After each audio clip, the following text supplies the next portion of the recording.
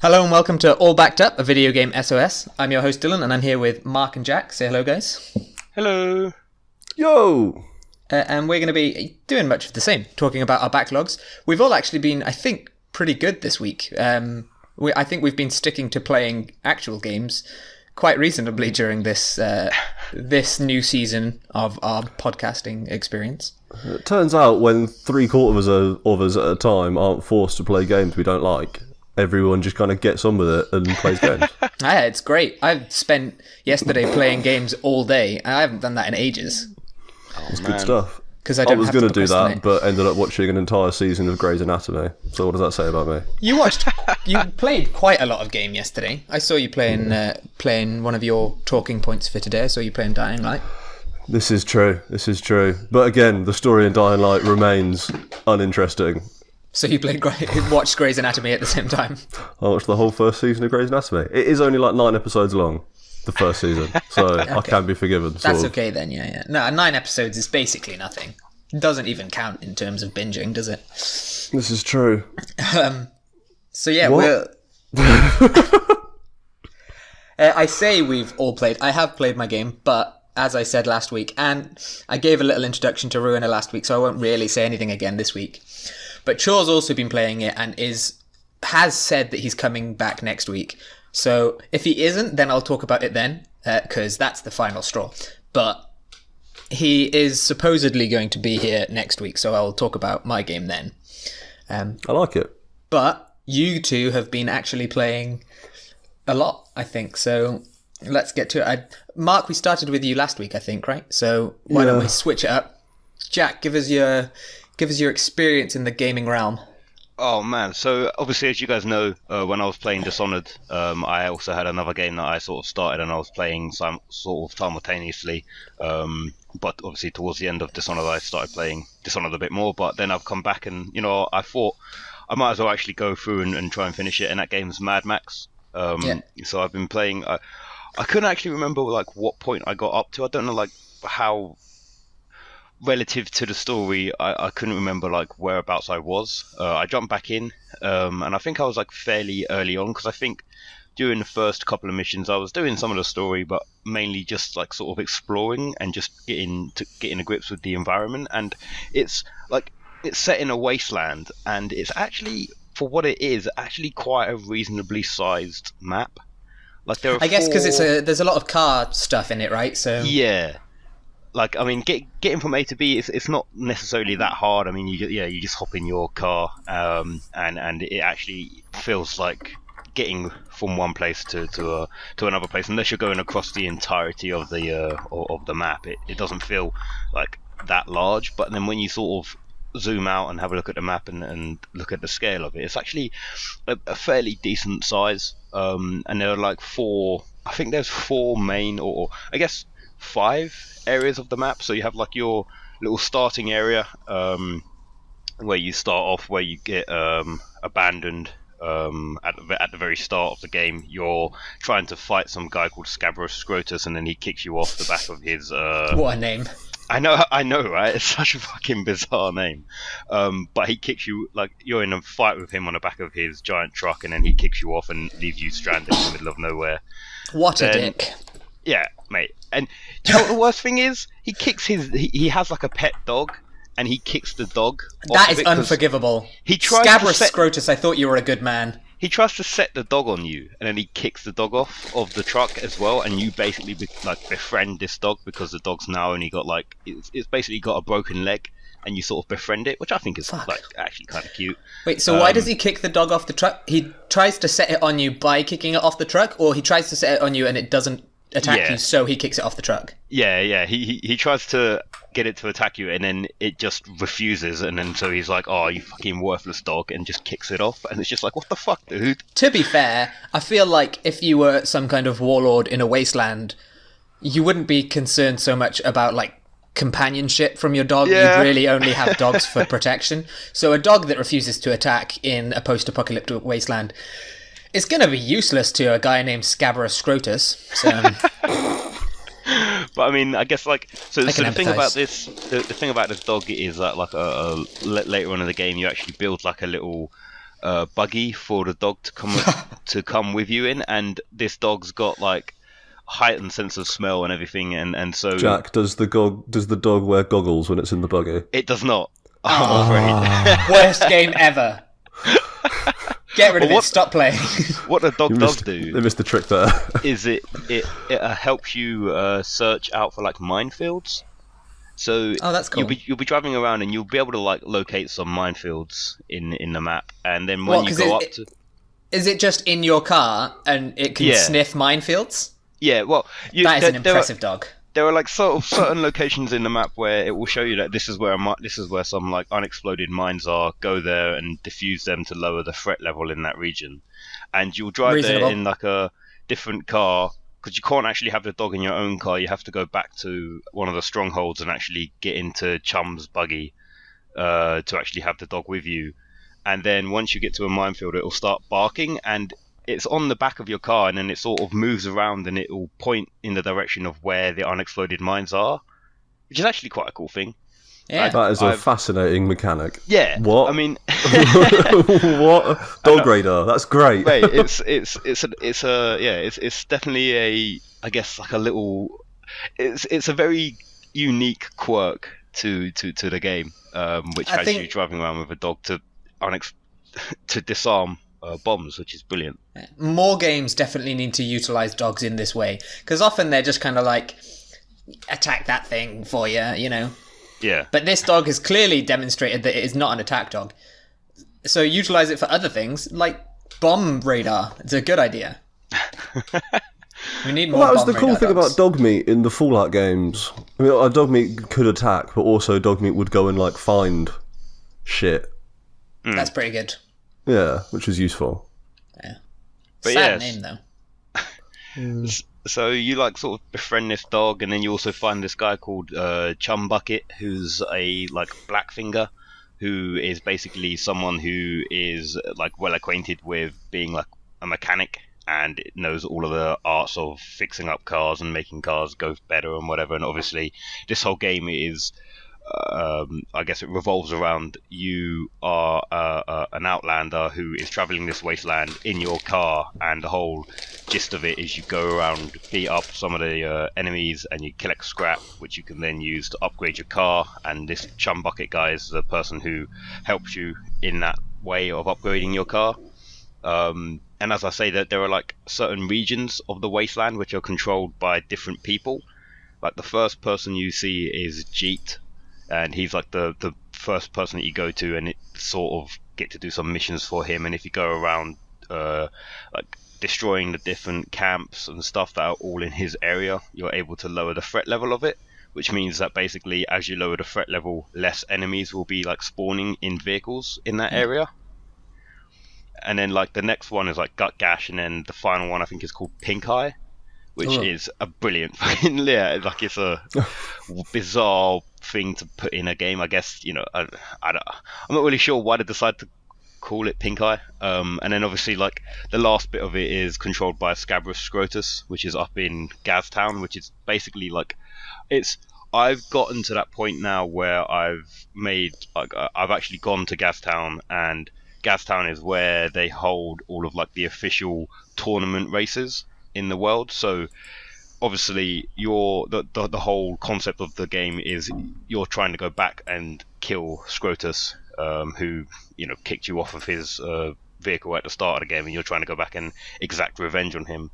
And that all takes place in Gaztown. And yeah, like I'm at the point now where I'm sort of trying to get into doing these final I guess death races is what they call it. But at the moment you go there and the guy's just like, I'm not just going to let you in. So he tells you to go and get some lights. Like he's wearing, I guess the best way that I can describe it is like Christmas lights around his neck, and he's wearing them like some weird fucking jewelry. But I guess in post-apocalyptic times, you know, that kind of shit is like, oh my god, this is some fucking future stuff. What the hell? It's impressive that he's finding working batteries in the apocalypse. Honestly, now in pre-apocalyptic times, if I saw someone walking around wearing fairy lights like a pimp chain, I'd be like, yo, that's some future shit. So it's applicable. But like there's this one area of the map just called the Dunes. I don't think it's controlled by anyone, but So full of sandworms. it's controlled by these. Well, I get, it's not really controlled by them. It's called they're called Buzzards, and they're sort of, I don't know, these weird creatures that are just, I guess, it's sort of hard to it's really hard to describe what they are. They're just, I guess, creatures of the wasteland, I guess would be the best way of describing them. Are they just birds? No, they're just they're very much in the way that they look. These things called buzzards. They're hard to describe. Also, they're just the bird that is a buzzard. Give him some fucking credit, Dylan. Come on. I don't know, man. I'm having a difficulty just figuring out what these buzzards are. Google that shit. Yeah, I'm gonna. Do they control the universe? They do not. What about any spice by any chance? I just googled buzzard thinking this would help. I got a picture of buzzards, unsurprisingly.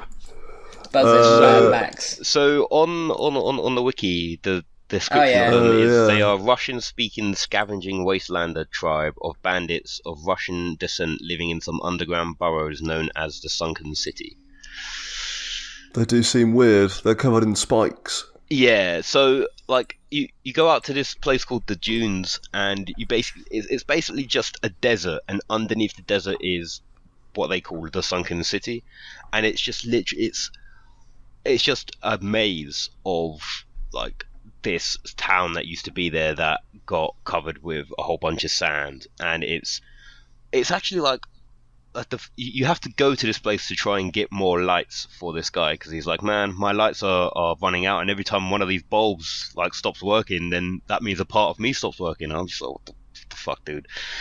And so you have to go to this place called the Under Dune, and it's just like, it's such a fucking bizarre place, because there's like, initially they don't attack you, and then they lure you into a trap where all of their lights are, and then they just swarm you. And it's obviously, the combat in it is, I mean, it's one of those, like, you left click to punch and then right click to parry when you see an incoming punch coming in.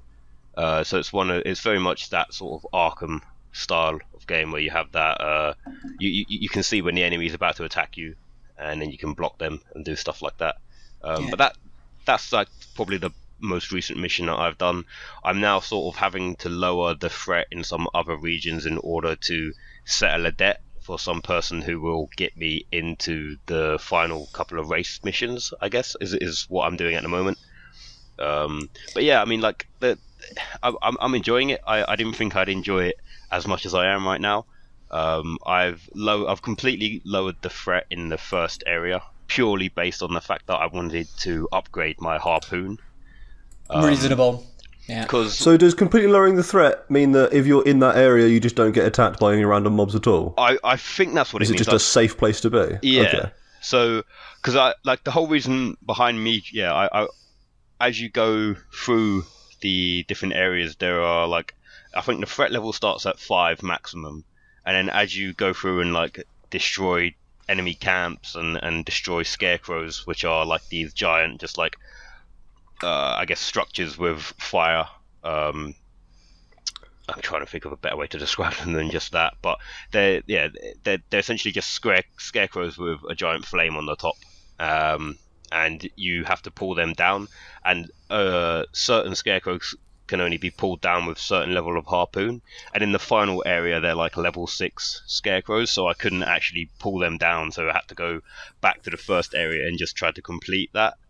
And I've managed to do that to upgrade. So I've basically got a maxed out harpoon at the moment, which can pull down anything, which is it's so pleasing. Like the physics in it as well. When so you can fire a harpoon onto someone, and then you can left click to pull them, and it's the physics of it, and it just looks so great when you're firing it up against an enemy and then pulling them directly over the top of you, and you look backwards and they've just gone flying, and it's fucking hilarious. Like, it's probably one of the best things in the game, is just trying to do wacky shit with the harpoon and pulling enemies into random other things.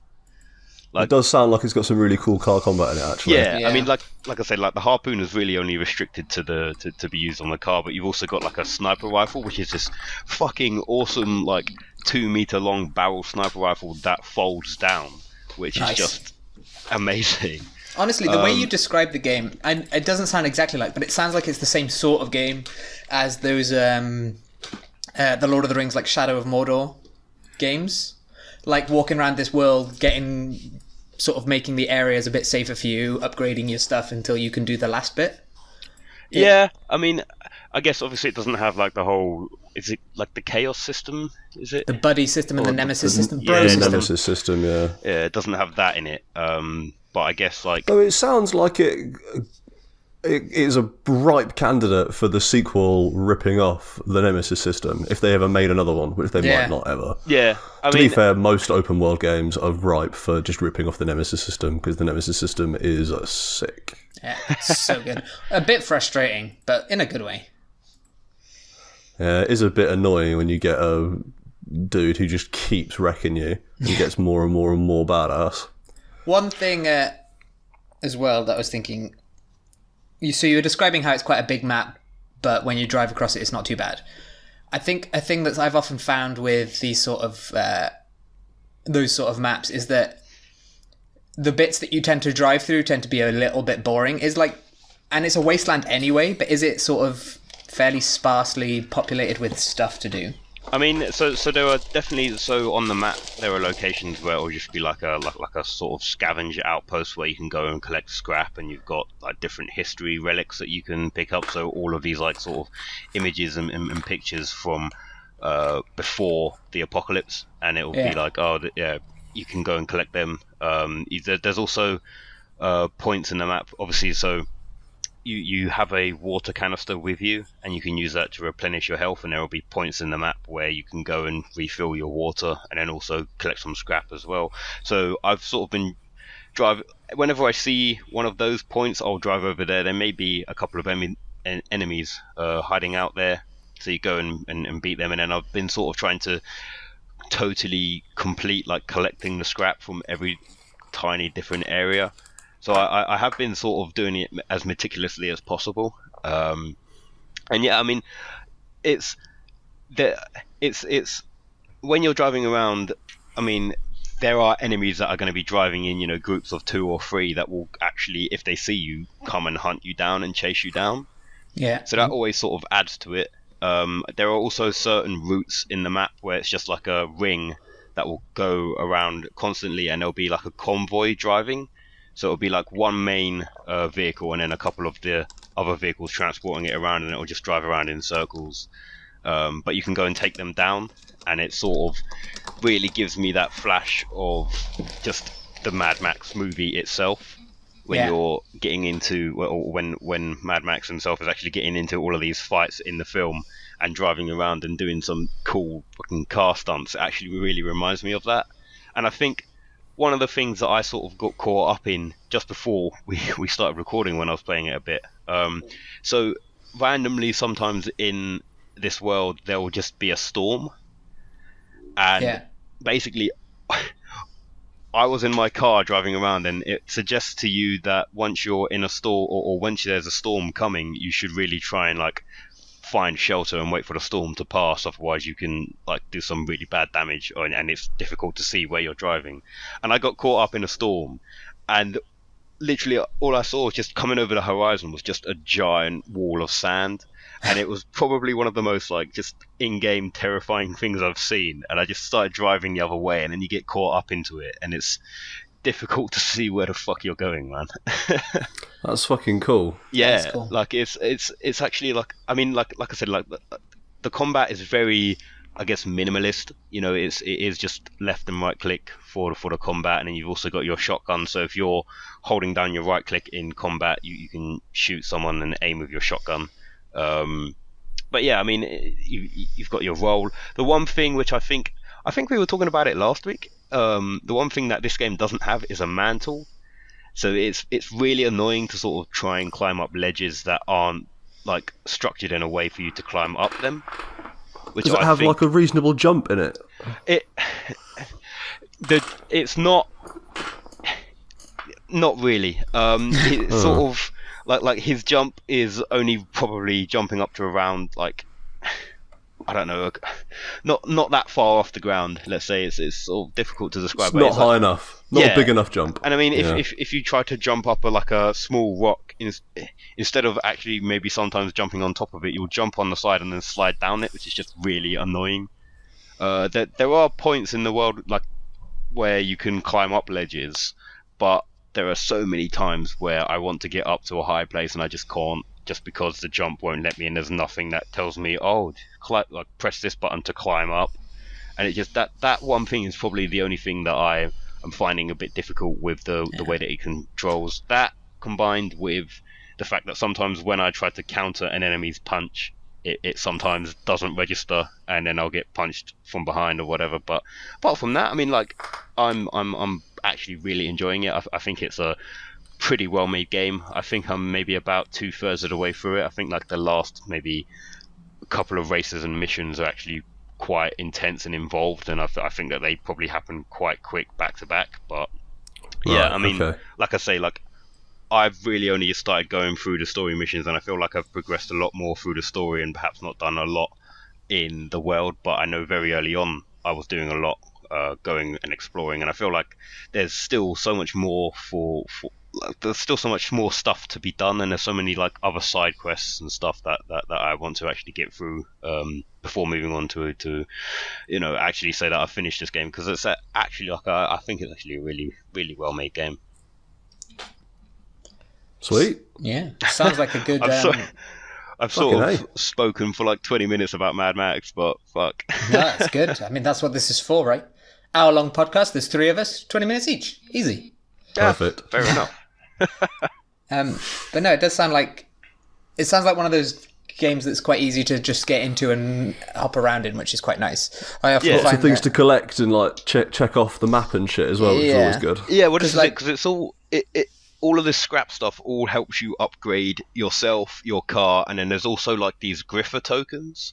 So there's this person called the Griffer who is like an ancient wanderer who's walking around, and then you go to him and you can use these tokens which you earn just by like doing good shit in the world, and then he'll allow like you can upgrade it so that every bit of scrap that you when you pick up scrap you actually get 10% extra scrap, or all of this sort of other stuff. So when you're drinking water, or when you're collecting water, you get 20% extra water, and it's all sort of the mechanics behind it all is actually it does lead you in, or certainly for me it leads me into wanting to actually like go around and collect scrap to upgrade and actually make my car as good as it can be. Yeah, definitely. And speaking of games that are all about mechanics and doing stuff, this is a poor segue. I'm into it. Go for it, mate. Commit. Jump in with both feet. How is your game, Mark, that is all about mechanics and gameplay and 0 about story? Oh, man, the story is so bad. This zombie story also features a gang of survivors called the Saviours. Yeah. Fun fact. Okay. Yeah, so just ripping off Walking Dead completely there. Yeah, a little bit. Yeah, and it seems like they seem similar. I don't know. I haven't met them yet. I've just heard about them. But yeah, I don't know. It's had a couple of twists in the story that were so fucking predictable, like telegraphed hours ahead. But it remains mechanically really cool, and as I'm getting more into some of the main missions, it's giving me more and more like unique stuff to deal with, like unique climbing puzzles and like infiltration missions and that kind of stuff that just it lets it kind of show off some more of the interesting things that the free running and like combat stuff can do. And there was quite a cool bit I'm about halfway through now, and there's a bit about halfway through where some shit happens and you end up in a situation where you are stuck in a big pit full of zombies and you don't have any weapons. And you just have to try and kill all these zombies by just like scavenging shit from around this pit. And so you've gone from, because at that point you've been using like by that point, I had an assault rifle that I'd found because I threw a Molotov cocktail at a dude with an assault rifle. So I say found, took, I guess, is the actual verb there. I had like an assault rifle, and I had like a couple of big fucking knives, and I had a smaller knife that set people on fire, and like I had a baseball bat, like a steel baseball bat that I'd upgraded, and all this other shit. So like I'd got quite powerful at that point, and so for then it to just be like, yo, here is a bunch of like the lowest tier weapons and no equipment or anything else, and you just have to rely on, hopefully by this point, having unlocked some good combat skills in like the skill tree, so you can like do the running jump over people and like take out their legs and shit. Yeah. And that was quite cool to like sort of bring it back to basics at that halfway point, and you go from like just fucking running around slicing off heads to having to like really engage in the mechanics and hit people with shitty fucking pipes and sticks of wood and stuff. Yeah, it is cool. It remains mechanically varied. I mentioned the skill tree there. A lot of the skills in the skill tree don't really get my blood running, you know. Okay. Like a lot of them are pretty meh. Basic, yeah. Yeah, like they don't do a huge amount. And maybe that's just me and some of the ways I've chosen to engage with the game, but it seems like a lot of the time, especially in the survivor skill tree, which is all about like crafting and bartering and collecting herbs and shit, it doesn't necessarily, a lot of those skills don't do a lot. Yeah. Apart from just like a few that make it so weapons will repair better and shit like that. Like it's not which is a little bit disappointing, because sometimes, depending on which skill tree, because obviously you have the 3 skill trees that you unlock using different things, so depending on which one I've got a skill point in, I will sometimes just ignore the little notification that's like you've got a skill point, because it's just like, right now I don't really care, I've got other shit this is not going to affect the current combat I'm in or whatever. So it's a bit disappointing, but no, it remains cool. It remains cool just to run around and get into hijinks, and as you get better and better weapons, you can do cooler shit. I feel like I'm not finding as many blueprints as maybe I'd like. So like I feel like a lot of the crafting is kind of like plateaued out a bit, and I'm not. Yeah. Okay. And I'm not finding, like, it seems like I'm finding all these wicked weapons that are of the wrong type for me to improve using the blueprints I've got. Like I'm finding like long blades and bats and shit like that, and the blueprints I've got are for like short blades and that kind of stuff, and like all the short blades I'm finding are really, really low damage and are just basically useless even if they do set people on fire, and it's little things like that a little confusing for me. Maybe I feel like maybe there's something that I'm missing. Like I'm trying to do a lot of side quests, and they've got like a bounty system that you go and pick up from camps, and that'll get you other bits as well. And so I'm trying to engage with it on that level and do more of the side shit, because I imagine that's where you get the blueprints from, but I'm still not getting a lot of blueprints, and so I don't necessarily feel like I'm crafting the best weapons, but I'm still collecting loads of good weapons in the world. So maybe that's actually more what the game's about. Maybe like the crafting stuff that it puts on you at the very beginning of the game isn't the main focus. I don't know. I'm not sure. Guns are really powerful in this game though. Like if you get a gun, ammo's pretty scarce, but when you have a gun, you just fucking wreck. And like it's not that hard to get headshots either. They may be like, I think there's probably some quite generous auto aim on it possibly. Yeah. Because it isn't it's not a gun focused. Like I tell you, here's the controls for aiming down sights is to click in the right stick. That's the kind of game this is. Okay. Oh wow. Okay. Yeah, like it's not a first person shooter. It's a first person like melee combat kind of game. So I think maybe there might be some generous auto aim on the guns. Yeah. But when you get like just not that hard to get headshots, and you just fucking wreck. Like it reduces a lot of the larger combat challenges. Like if you have to go and take over an outpost that's full of dudes with guns, you can basically just clear the place out immediately just by popping off headshots really quickly. I don't know. It almost sounds like the game has got this really good like core mechanic system, and then they've struggled to really build around it. So they've been like, this would be a great idea for a game. And then they've tried to build around it and not done badly, but not necessarily done as well as they could have done. Because it seems to me it seems like it's enjoyable, but it seems like it's missing the beat on a lot of things, like the sort of more advanced mechanics, the story, and some of the gameplay all seems to be a little bit just like not quite getting there. But the core of running around, like climbing over buildings, drop kicking zombies, like using like crafted thrown weapons and like using and then like hitting people with baseball bats and shit is really fun and like a super satisfying gameplay loop. Well, I really understand that because I think I've spoken with you about this game before. Actually, I'm fairly certain I've spoken about it on either this or the radio show. Do you remember the game? What's the name? It's like Watership Down with parkour. Yes. I don't remember what it was called, but I do know the one. I have it in my Steam, so I should be able to see it somewhere. But Overgrowth. Oh god, that's the one. Overgrowth. That I got when it was like in beta. I think maybe there's a bit more to it now, but I'm not really sure. But that Watership Down, but with parkour. That is what it is, isn't it? That is really accurate, yeah. But that game was very much, especially when I was playing it, it had no story. You could just run around in some maps, and they had like an arena fighting mode.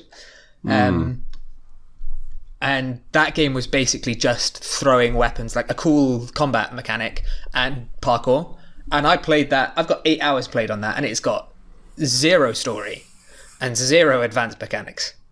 It is literally just the running around and fighting with some weapons. Yeah, and like if the running is good, like there is something really like Mirror's Edge. The entire game is based around just if you can do parkour well, it feels fucking great to string together like wall runs and jumps and slides and ducking under shit and all this other stuff. Like it feels really good. So great, yeah.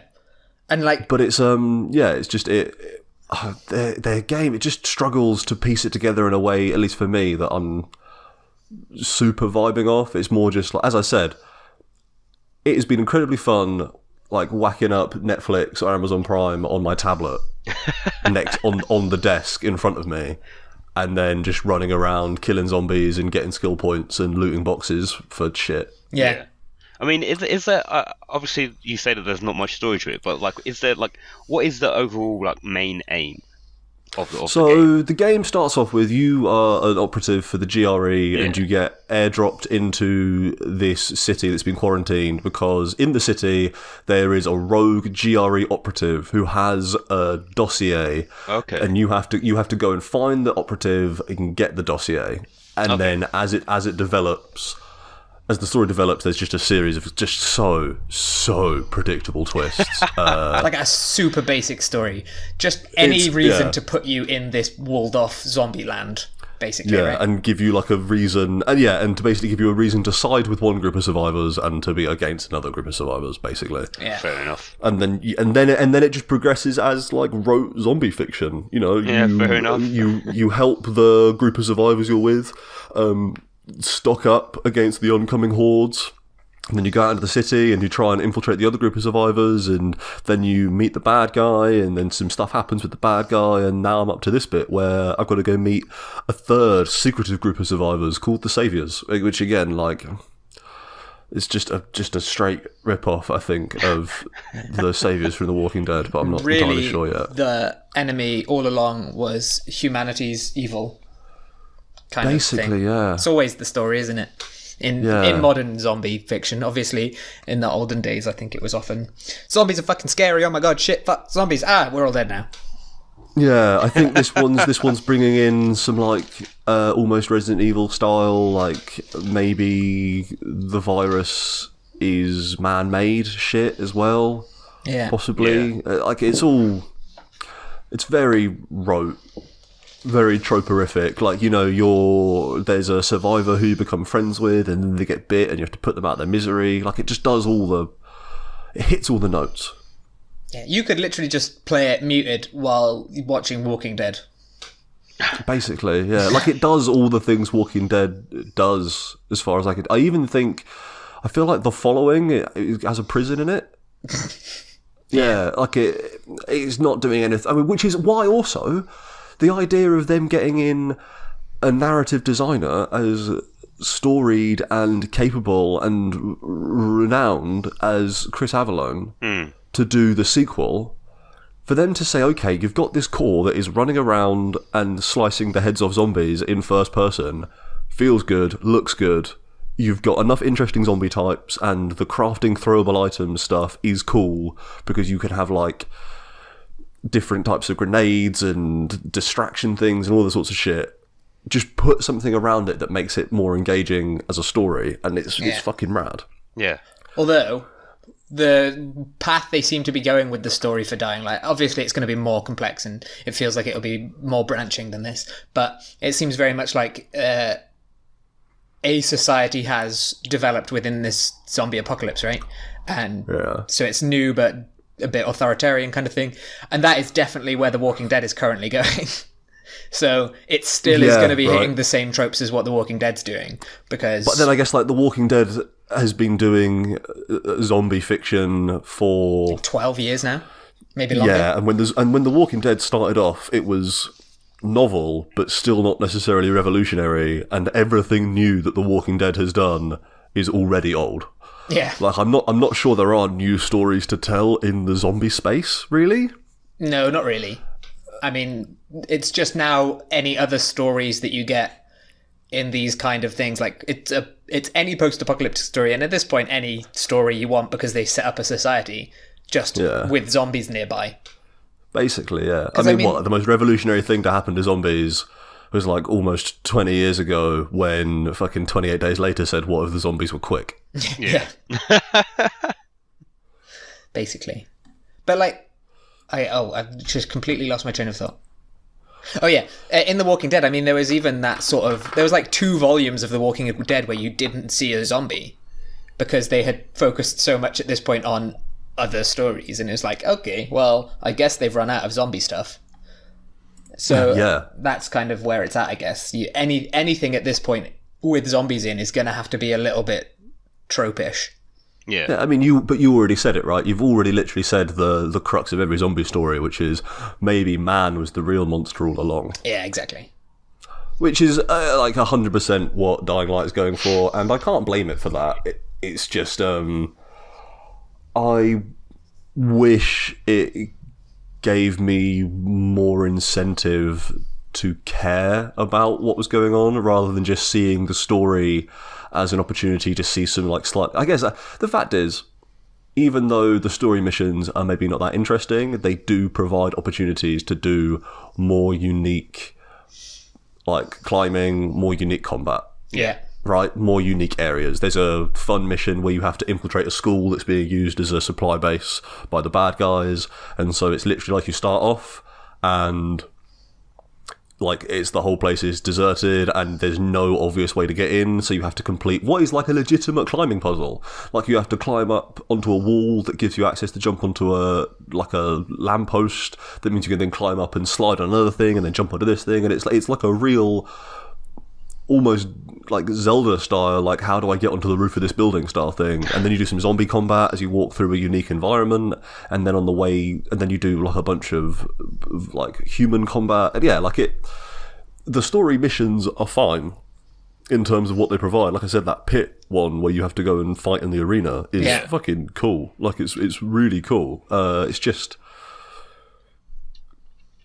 I'm honestly, what I actually am, I'm not disappointed in the story of this game, because it's fine. I'm actually just excited for them to combine some of these interesting mechanics and movement capabilities with a story that could be rad. Like, there's all around the city, there are survivors, quote unquote, that you'll just, like, randomly bump into, and it'll be like someone being worked over for their supplies by some bad dudes, or someone locked in a, like, literally there is one which I've encountered a couple of times where you're running past a building and it's like you hear someone saying help, and you go into the building and there's a dude trapped in a wardrobe while zombies are just beating on the outside of the wardrobe, and, like, you kill the zombies and he's like, oh, you saved me. But whatever happens whenever you save these people is they just give you, like, a weapon upgrade or some cash and then just stand there. Yeah. And the idea of a version of this, from what the trailers for Dying Light 2 look like, of those people then having a legitimately interesting effect on the world and what happens, Sounds really cool. I mean, it also sounds a little bit like what's that Microsoft published third-person zombie survival game that was really broken, and like the sequel recently came out and was also really broken. State of Decay. State of Decay, yeah. I mean, it sounds very similar in a lot of ways to kind of what State of Decay does, so maybe I'll have to try that out. I don't know. I should probably also not play a third zombie game ever. Mate, it's all about zombies. Gotta love zombies. It's all about zombies. Yeah, it's... Speaking of zombies, I should do a correction as well. I was doing some more research about the second run in the Resident Evil 2 remake. Yeah. And it's not that Mr. X follows you all the time. It's just that he's there a lot more of the time. Okay. There's like a couple of extra sections now in the police station. Like he turns up earlier and then disappears and then turns up again and then disappears and then turns up again, as opposed to just like being in it once, basically. So slightly less stressful then. Maybe I will play the second run and get the real ending, possibly. Ooh, who knows? I don't know. Yeah. Well, it almost sounds like, with what you're saying about looking forward to Dying Light 2, it sounds like Dying Light 1 is a very, very polished proof of concept. Yeah, dude. They've just kind of gone, look at this really fun thing. Does someone want to help us make it better? Yeah, totally. Respect. Like I might actually like get involved in some guides or something and just find out where some of the blueprints are and see if maybe there's more that I can get out of that side of the game. Yeah. Have you got the grappling hook yet? No, you have to reach level Survivor rank 12 or Agility rank 12, and I think I'm only 9 in both. Okay. So like soon, hopefully, I'll get that. But it's not. It's weird. It's not a story thing. It's not like, oh, you reach a point in the story, someone gives you a grappling hook. It's just at some point you unlock it just by getting it as a skill, which is a strange way to go about that. Yeah, especially since that means that none of the story is gonna require it in any way. Require it, right? So yeah. You could feasibly, which also means that anything that the grappling hook is going to get you can't affect the story either. Yeah. So, like, it can't be that it gets anything that you couldn't get to before without the grappling hook is going to be vital. So I guess it's just purely a fun thing. Yeah. Like nothing Which I don't else. know, maybe it will be. Yeah. I unlocked through the skill tree the ability to do the Walking Dead style cover yourself in the entrails of a corpse so that you can just walk around and the zombies don't attack you. Do the nightmares attack you when you're covered in entrails? I haven't tried it at night. Don't know. Because if they didn't, I feel like that would make the game too easy.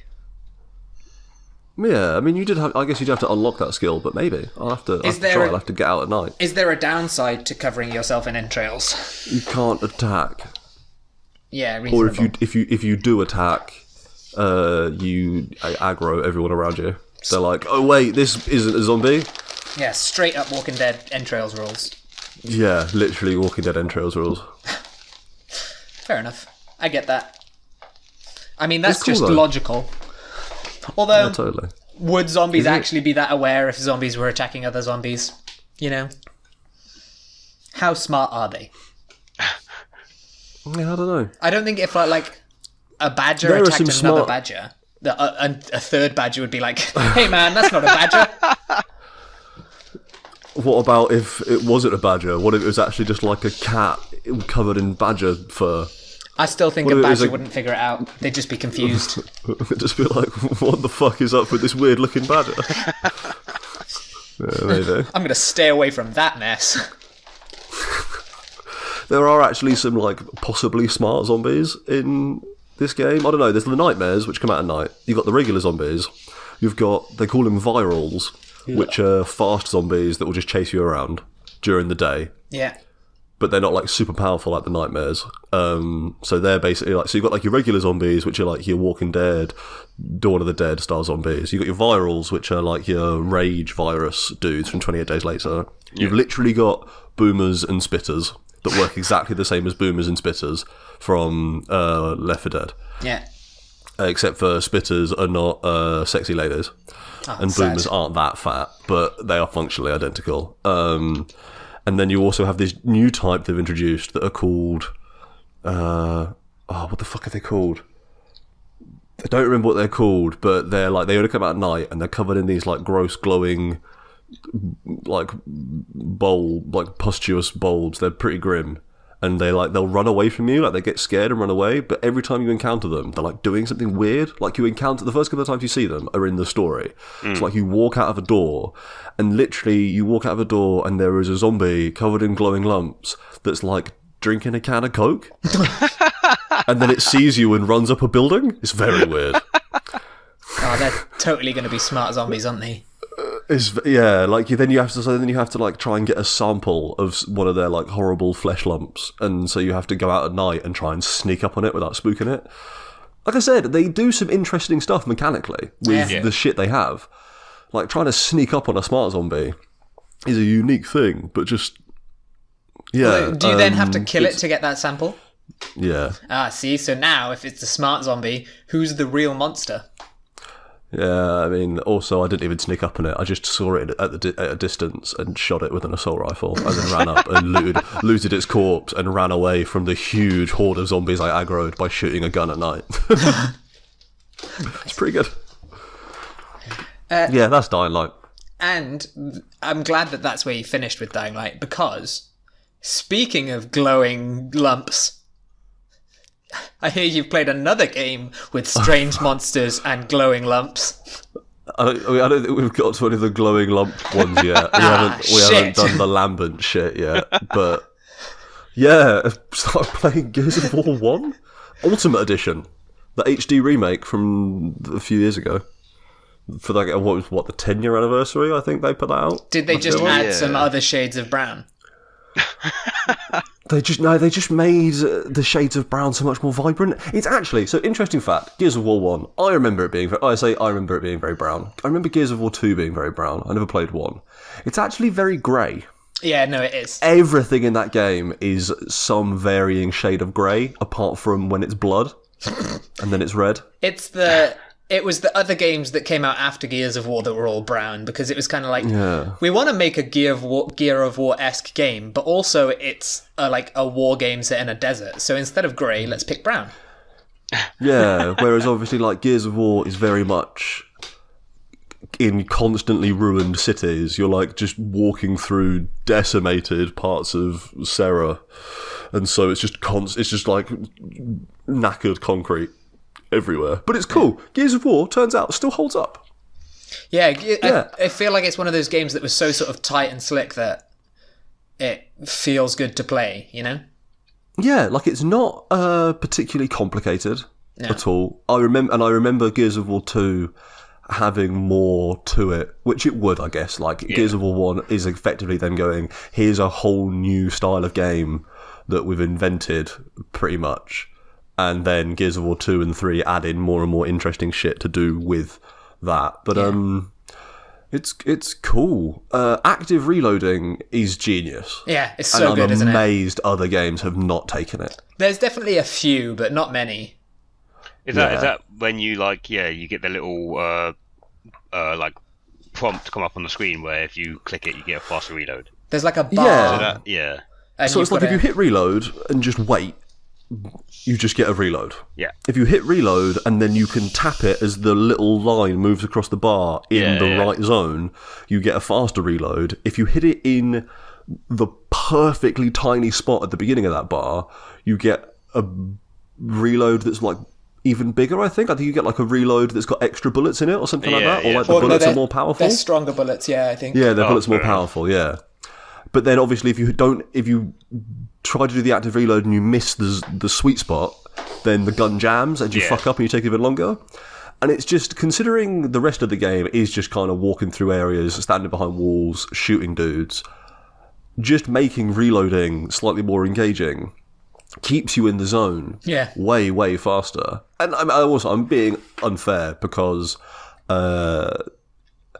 considering it was the game that started in a lot of ways the obsession with cover shooters that the video games still kind of have, the AI in it is way, way better than it has any right to be. And I don't know if that's something they changed for like Ultimate Edition, if they improved it, but I can't imagine it was. No, I think it was always just pretty good. Yeah, like the AI and the flanking AI and the level design that lets you also flank makes it considering it was the first one, it does cover shooting better than basically every other third-person cover shooter I played that's came out since Gears of War. Yeah. It's like truly an incredible cover shooter. Yeah, like so many cover shooters will just have you in an area and there are some chest-high walls and you just have to kind of stand there and wait it out effectively and just try and pick off headshots when you can as dudes poke their heads up. But because of like the way that the areas are designed, they always have flanking routes, they'll always have staggered cover so you can do the roadie run to just be like rushing up on dudes. The locusts are like big hulking dudes, so you'll think they're in cover, but it's designed well enough that you always can kind of get a shot on guys when they're in cover, so you can always feel like you're doing something even if you're not getting those headshots. And it makes the whole thing feel like super fast, and it's moving forward constantly, and you're always getting good shots in, and you're always rushing dudes and running around dudes and flanking dudes. It's like amazingly well designed for something that is so simple and basic in terms of the grand pantheon of what video games are in 2019. The fact that 14 years later you can go and play Gears of War 1 and still just be like, shit man, Cliffy B just did it. He just fucking invented an entire genre, basically whole cloth perfectly. Yeah. It's rad. And like you say, the fact that other games really haven't, like Gears of War is still, there's stuff to say about like the later Gears of Wars. I think some of them were not so well received, but the fact that those early ones were just so great, being the first of their type, and that nothing's really come to their, like you say, I can't think of really any other game I've played that does it as well and has that same kind of feel as Gears of War did. It's just remarkable. It's just cool. Yeah, it's just a cool shooter. And the co-op experience still just holds up as well. It's great, isn't it? Yeah. Yeah, like it still works perfectly. I honestly think that game is better co-op than it is single player. Yeah, it's a very fun co-op experience. The four main characters still have distinct personalities. Baird still sucks. And he's the main character of Judgment Day, isn't he? That's why Judgment Day sucks. I think it's just Judgment, isn't it? Oh yeah, Judgment, yeah. Yeah, like Baird still sucks. Cole is still brilliant. Yeah. Dom and Marcus is still weirdly homoerotic. Like it's... Man, don't remind me of Dom. I don't need that. Fuck Dom. Dom fucking sucks. Mate.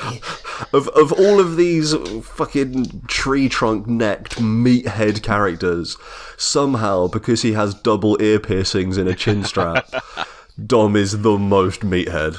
And that is like standing next to Cole, Dom is still the biggest fucking meathead. He does have like the most sort of emotionally engaging story in the first trilogy though. Like, yeah. But even then, like, some of the stuff with Marcus and his dad... Yeah, no, that is really...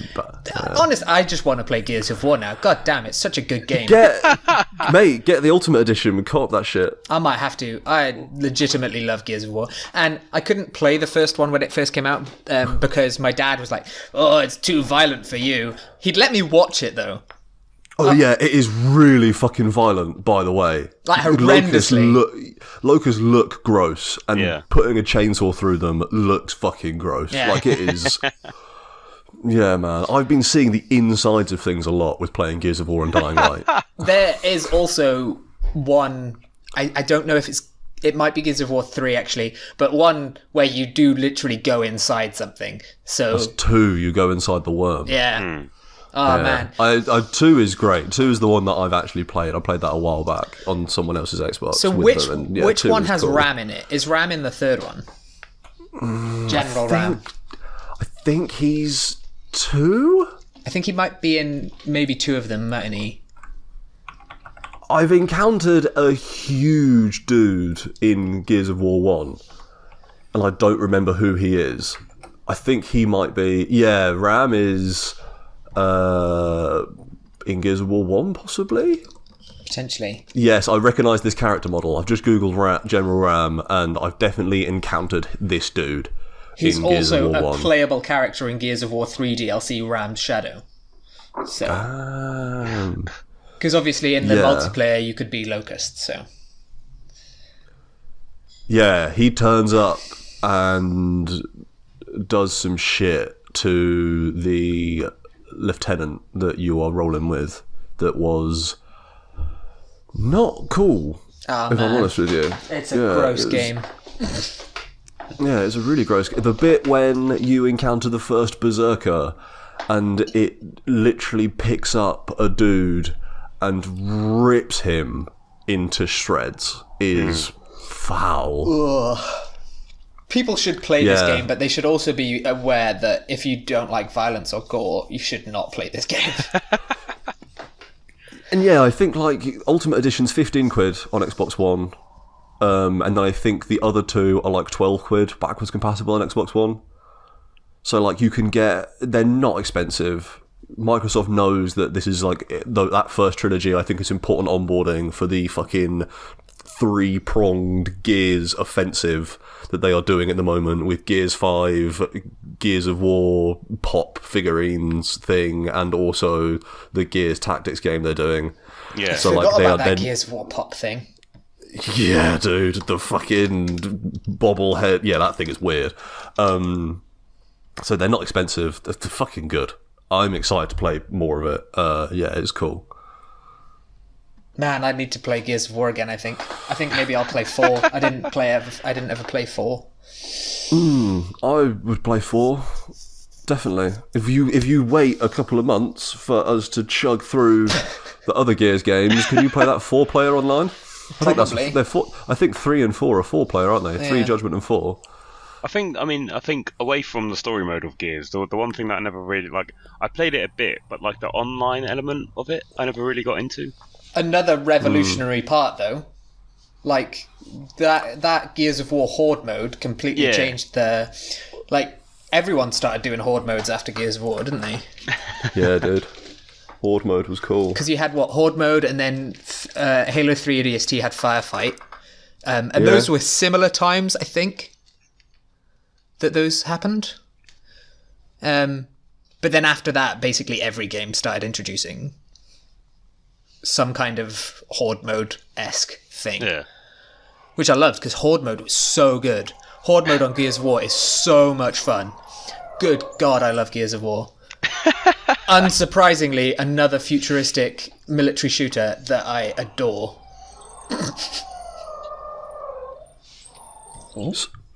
Someone in my building is cutting something up, and there's a very strange noise happening. Sorry, that was freaking me out. Did that get picked up on the microphone? That weird I didn't hear a whirring, cutting noise. There's a slight whirring in the background if it's still going, but... No, it's not. Okay. Sorry, I'm sorry, that was fucking weird. Something afoot in my building. Oh no, the whirring in my background is someone hoovering somewhere. Alright. Okay, no, I sorry. didn't hear anything on Horde yours. mode is cool. I never played the online multiplayer. Like I said, I never actually had it. I played the story on someone else's Xbox, and I've played a bit of Horde mode again. Yeah. Like when I'm at someone's house, but Horde mode is cool. And yeah, as you said, massively influential. Yeah. It's still kind of what we call those game modes, right? Even though every video game has got its own name for it, you still just call it the Horde mode. Yeah, I mean, I guess there's sort of it's either Horde mode or like wave-based mode, right? But I think It's a oftentimes... wave-based survival. Yeah. Yeah. Oftentimes, yeah, it's the Horde mode of the game. That was the Mass Effect multiplayer was effectively a Horde mode as well. It was like a class-based Horde mode with really? different ranks. Yeah, so it'd be like, I want to do you do like a bronze, silver or gold level game, and it gave you a certain level of difficulty against certain tiers of enemies, but then it would do you against different races, so it'd be like, this is bronze Krogan, or this is like a gold Geth or whatever, and it was cool, and it was all class based, so you'd be like, I want to be a Turian infiltrator and shit like that. It was very clever what was not an entirely fucking extraneous piece of content for a video game. It was just, they put a surprising amount of effort into the Mass Effect multiplayer.